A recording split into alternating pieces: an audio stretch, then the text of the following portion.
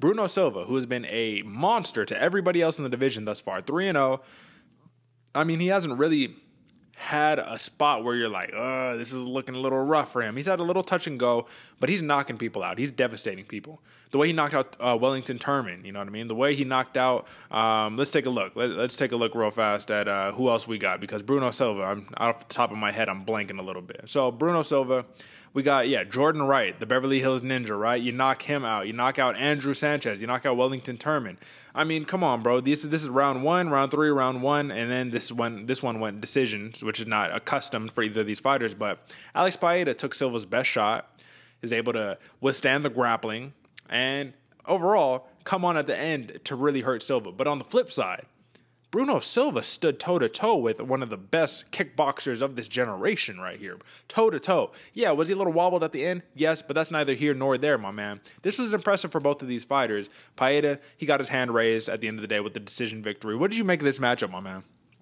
As much as Paeta got this victory at the end, I think this was also a moral victory for Bruno Silva, because standing toe-to-toe with one of the best to ever do it to get a KO that's on the champ of your division now, and you're standing there taking his best shots. Sure, like you said, got wobbled in the third, but I was expecting him with the shots that Paeta was landing, man. I was expecting a round 1 KO right there, bro. He was looking good. And it was a clear striking advantage for Paeta, and not so clear of a grappling and wrestling advantage. So it was also a moral victory for Pereira, man, able to get taken down, but then stand right back up. Sure, the first takedown lasted a little longer. He was down for like a minute and a half, but he was still able to get back up after that without too much damage, which I think, and as much as we know Pereira is an amazing striker, he was showing some ground chops, man. So I think working with the champion, it's not Jan Blachowicz, it's Glover Teixeira.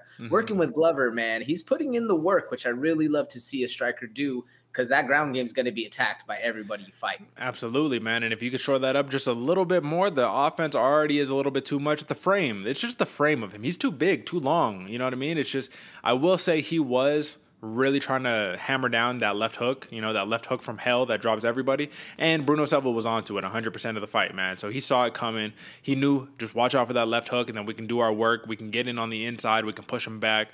Alex Paeta, the one thing that scares me is he's a hands-low, tall fighter. He stands so tall, and you get hit with the wrong one. I mean, Bruno Silva, I thought he might be the wrong one, but you get hit with the wrong one, you're going out, my man. You gotta tuck that chin a little bit. We're not pulling the Dusko Todoroviches over here, This was a big win by him, though, brother, and I will say that, once again, the grappling chops that he showed right there against a jiu-jitsu black belt in Bruno Silva was very, very impressive.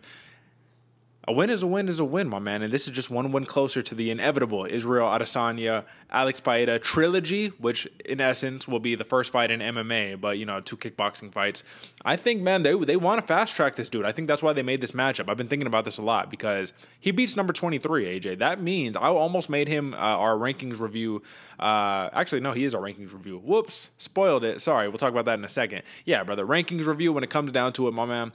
We're going to see where he's at in just one moment. Do you have any other words on this matchup? Because aside from that, this was just a pretty clinical performance by Alex Paeta. Pretty clinical. Well, I have 2 things. One, if they make, or when, I guess is a better way to say, they make the Paeta Izzy fight, will it be a stand-up only battle? Will it be the trilogy just in the octagon cage, or do you think one of them is going to go for the takedown, kind of exploit those skills? And 2, 30-27s across the board? Did you have it scored 30-27? I thought Bruno Silva might have won a couple rounds in there, but maybe I was being a little biased on my own. I could give Silva maybe 1 round in there. I just thought that when he, the things that he did to solidify the fight, which was let me get a takedown. Yeah, you got a takedown, but you did nothing with it. You inflicted no damage, any of that.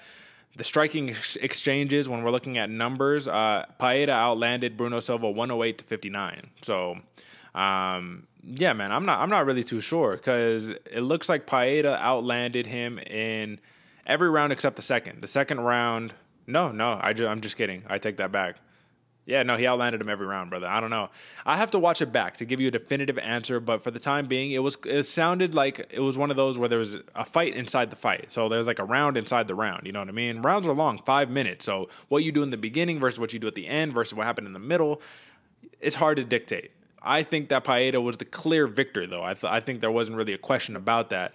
I do think for Silva, if he would have tried to grapple some more, then it could have made it a little more competitive. But you try to stand up with one of the world's best kickboxers to do it. So that's kind of what happened. Valiant effort on both ends. And to answer your question, when he fights Israel Adesanya, I think Israel Adesanya is a proud man. I do think he's smart, but I do think he's also proud. And I think that means he's going to try to get one back on the feet, striking. Basically say, hey, let's avenge. Let's have our trilogy kickboxing match in an MMA cage. Why not? Let's see what happens. What do you think?